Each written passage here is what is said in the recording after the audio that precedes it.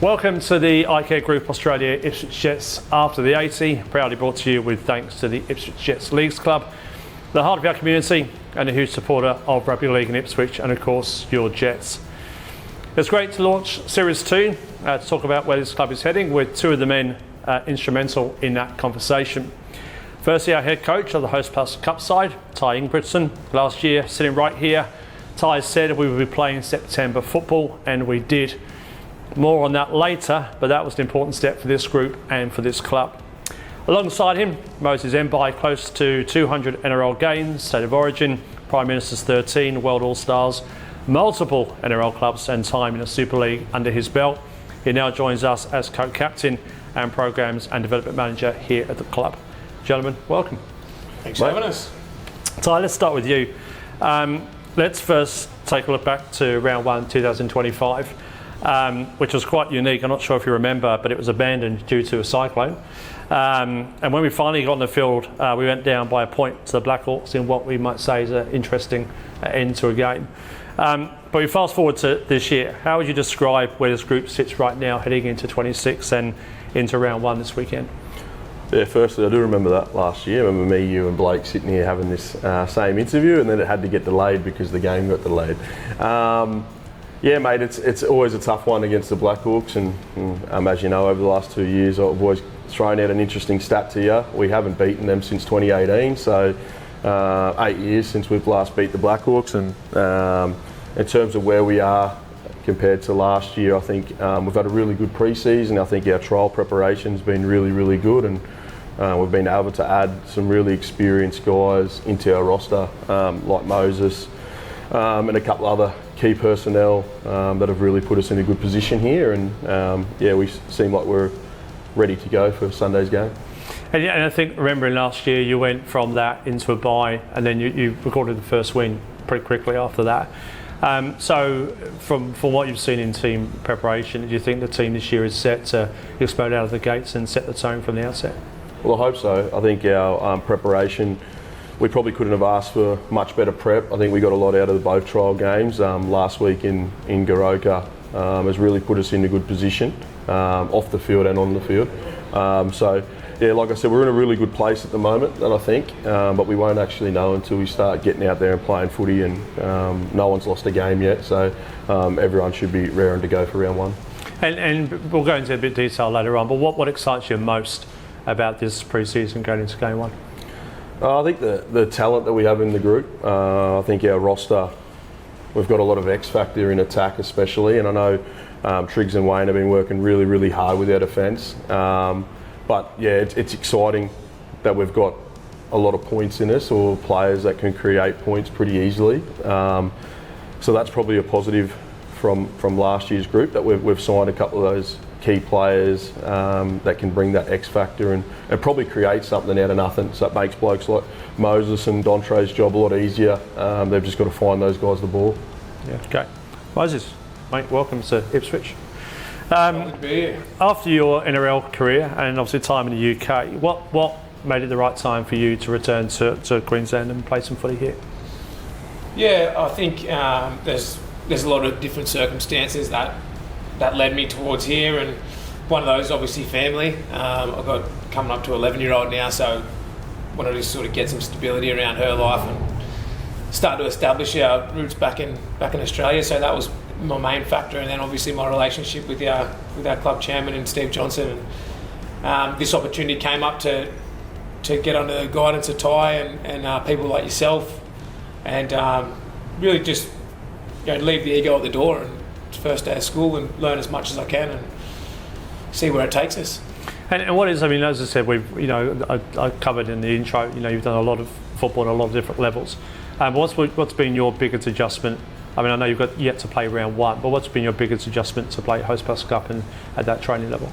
It's been really challenging. Obviously, you're juggling. You go from this sort of full-time system where you're told where to be, what to do when you get there, your food's ready, what to eat. So there's obviously those challenges of getting that work-life balance on your plate. But it's been a really good experience. I think this is all part of your learning, and you need to go through this period to become I guess, a better person away from the field, and also I think it's going to really contribute to my ability to play and learn about other people on the field. And I guess you're going into an Australian winter here. Tell us about a UK winter in St Helens in the north of England, mate. For those that haven't been up there, there's cold, and then there's St Helens cold. So tell us about that, mate. What I will say is you don't travel to the north of England for the weather. That's all the beaches. all the beaches, yeah. They beach and north of England don't go hand in hand. But no, in saying that, I really did enjoy the English weather to some degree. You tend to spend a lot more time at home with your family, and which was really important for me at that stage of my career. I'd sort of come off the back of moving around and going everywhere and really being selfish with my time. So it was nice to spend some time with the family. And let's just continue on with you, and again, just quickly reflect on your career to date. I think I did some research. You scored nearly 30 tries. You played almost 200 NRL games, amongst those other accolades and rep football. But when you look back across your career, what period for you stands out the most? Probably the start, to be honest. The journey of making it to become a first grade footballer. I think that's probably the best bit. And upon reflection, you probably don't realise how much goes into it and how much you sacrificed and how much you had to get right. There's so many sliding door moments, they call them, that you could have got wrong, and managed to get them right. And I think looking back on that was the most enjoyable part, the journey of making all those challenges and overcoming things and achieving things, and I guess having to win the race in certain aspects against competition and other people, and that's where you get that real sense of achievement.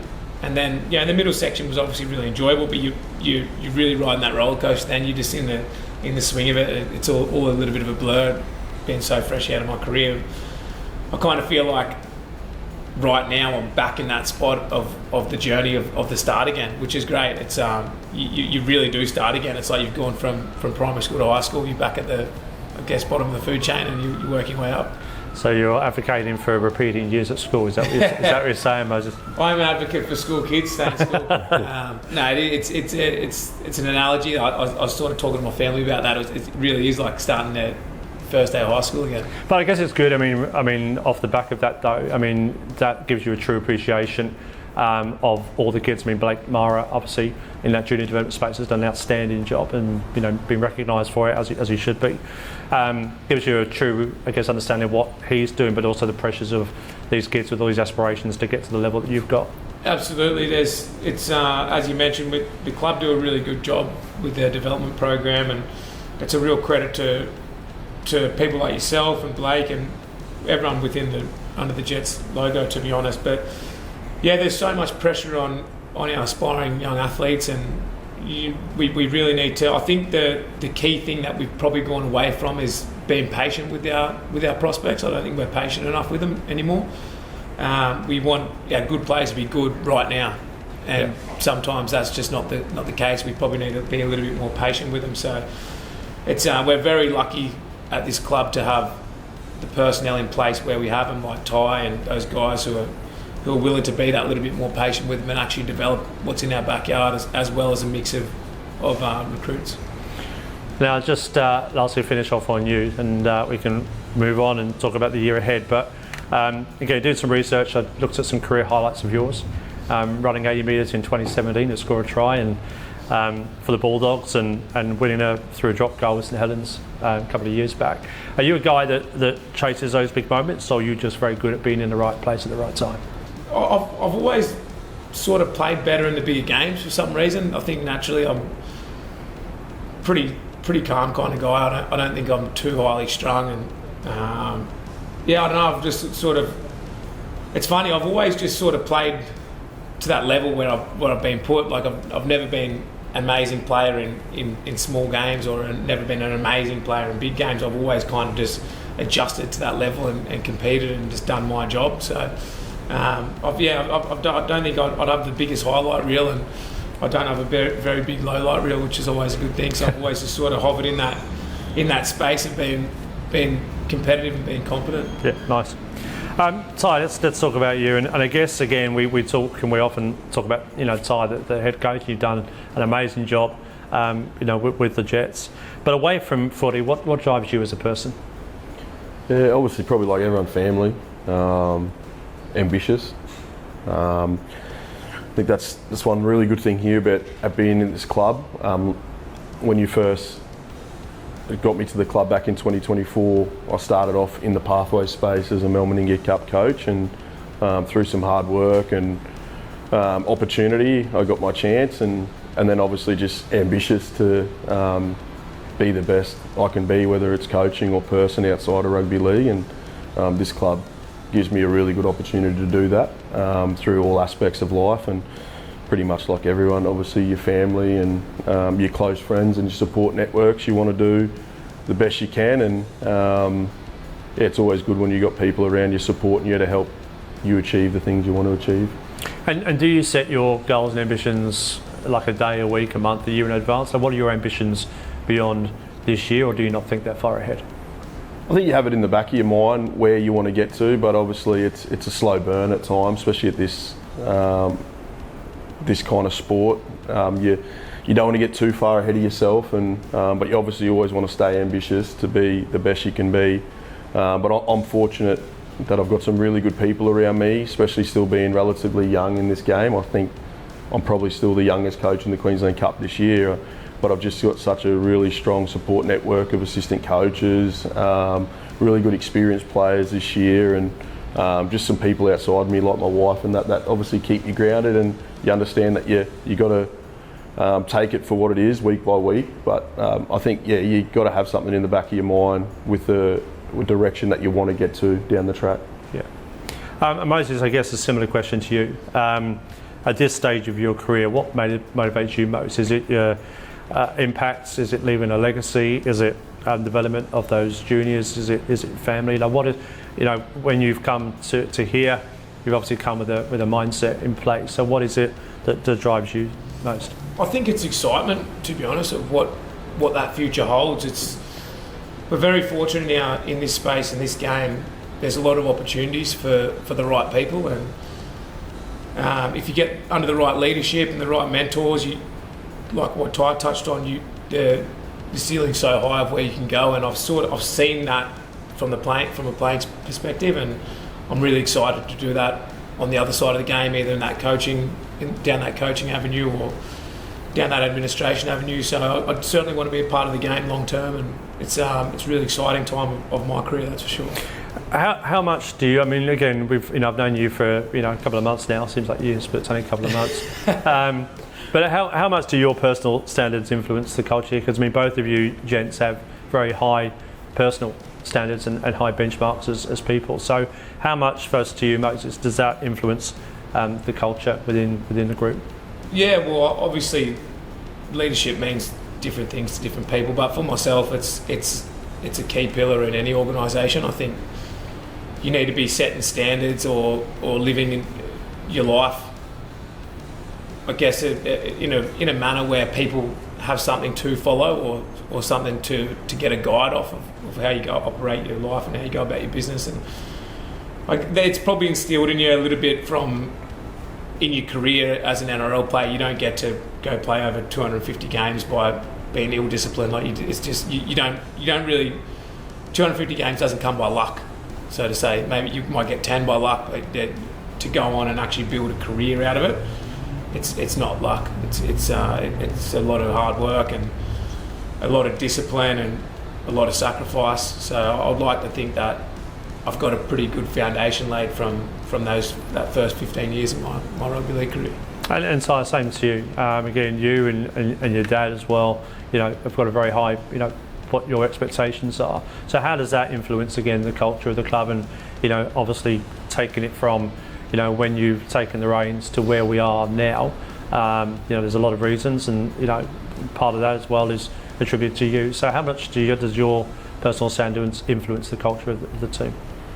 Yeah, I think me and Dad operate probably a little bit different to other coaches. We're probably, our philosophy is a lot of person first before the player, and we actually care for for the group of guys that are with us on and off the field, I think that's something that we can hold really, really high. And apart from obviously the results, it's a result-driven industry, rugby league, but we really pride ourselves on building those relationships with our players and making sure that off-field we can do whatever we can do to help them out, whether it's family, work, all little things that are going through in their lives. If we can play a small part in helping them and being that support mechanism throughout the season as coaches, we pride ourselves on things like that, not just obviously the X's and O's of rugby league. So that's something that we hold a high standard of.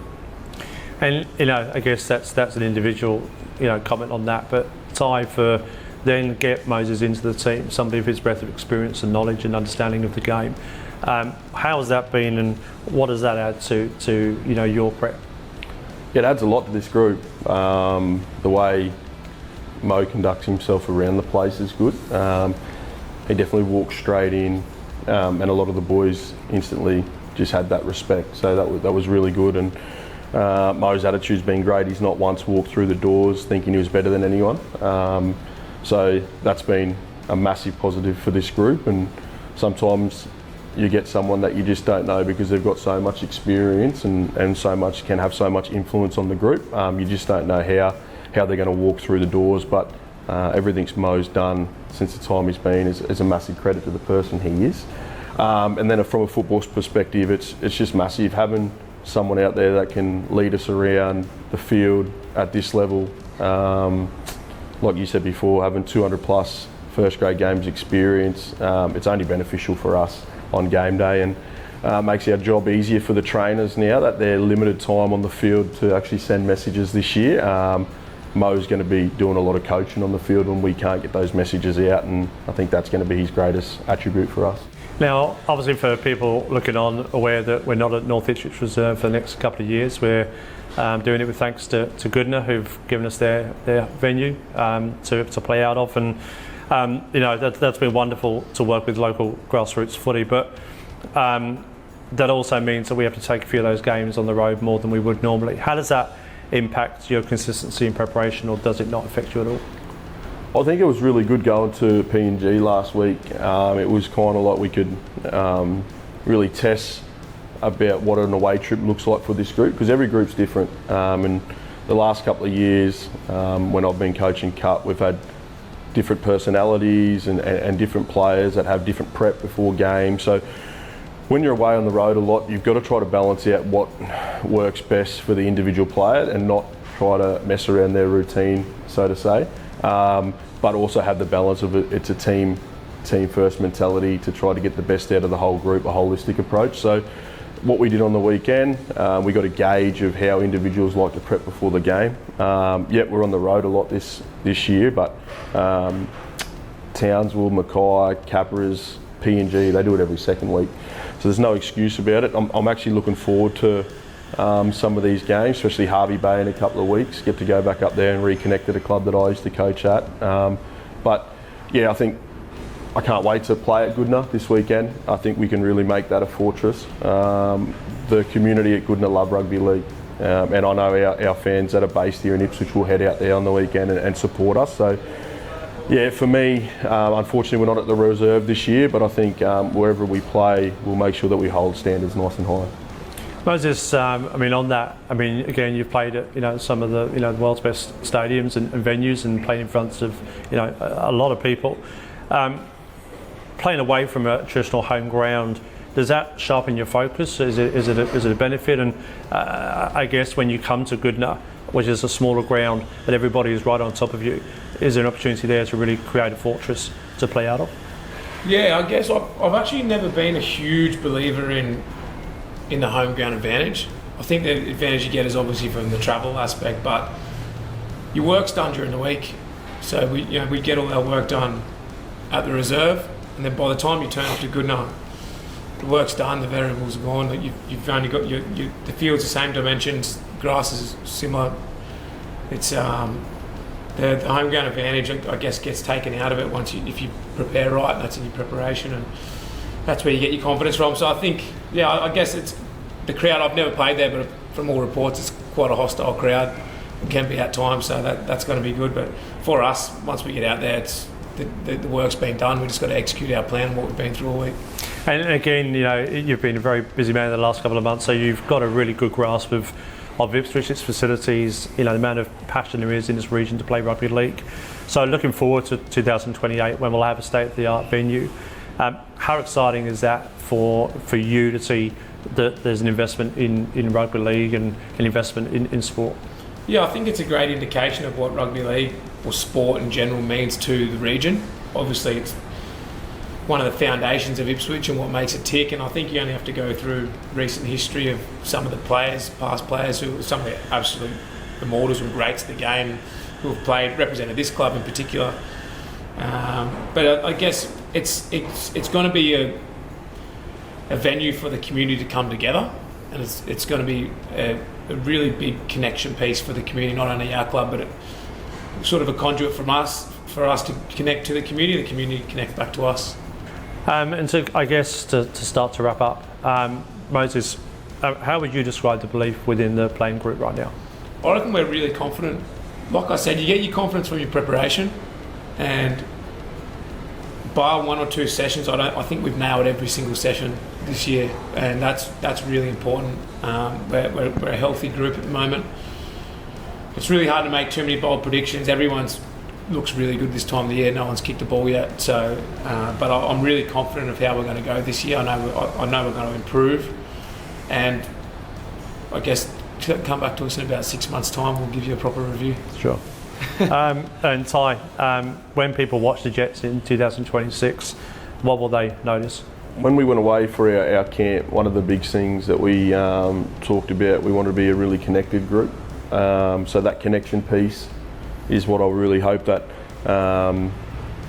we are known to be this year from an opposition's perspective. When they play against us, I want them to know that they're playing against a team that's on the same page and well connected. And then even from a fan's perspective, the boys getting around each other for little things or big moments. I really want that to be one of our main focus. And then I just think that we'll play some really exciting footy this year. And like I said previously at the start of the chat, we've got some X-factor players there, like your Brenton Byers and the signing of Ipswich local junior who's come back to the club, Tremaine Spry.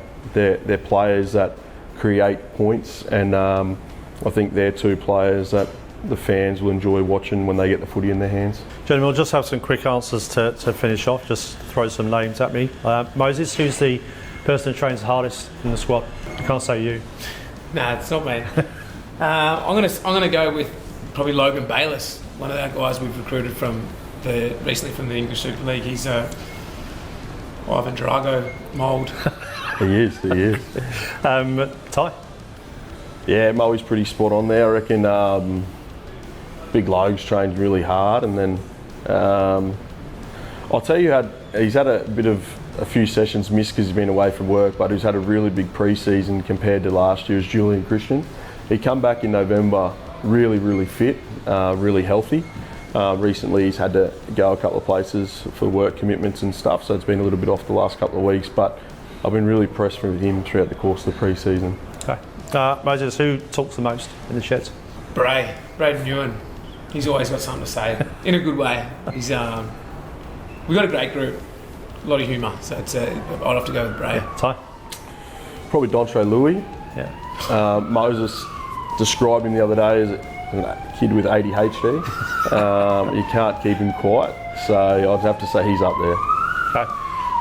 And Moses, who's your one to look out for in 2026? Somebody that may not be a name that we're familiar with going to this season. Who should everybody looking at the Jets look out for in 2026? I'll have to say Tremaine Spry. I know he is quite a familiar name in the rugby league game, but I think from what he's been through and where he's going, I think it's going to be something really exciting.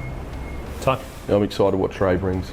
He's played our junior pathways here at Ipswich, and then he left after that and he signed his deal at the Titans and played a handful of NRL games, but he's overcome a fair bit of adversity to be back at this club, and I'm really excited with what Trey brings this year. And to finally finish off, one word, Moses, to describe the Jets in 2026. Exciting. Ty? I'll take that. Gentlemen, thank you for your time. Richard. Thanks, Richard. That's a wrap up on this episode of the iCare Group Australia Ipswich Jets after the 80, proudly brought to you with thanks to the Ipswich Jets Leagues Club. A big thanks to Ty and Moses for sharing their insights as we gear up for an exciting Hostplus Cup season. And this is just the beginning of Series 2, where I officially hand the baton over to Moses from next week and every week thereafter. Moses and our colleague, Blake Mara, will review and preview all of the footy action of all grades throughout the year. And in each episode follow that, Moses will have one-on-one with different characters, personalities from across the Jets football spectrum, players, coaches, backroom staff, and maybe even a few surprises along the way. So stay tuned, make sure you like, share and subscribe, and we'll see you next time as we bring you all things Ipswich Jets.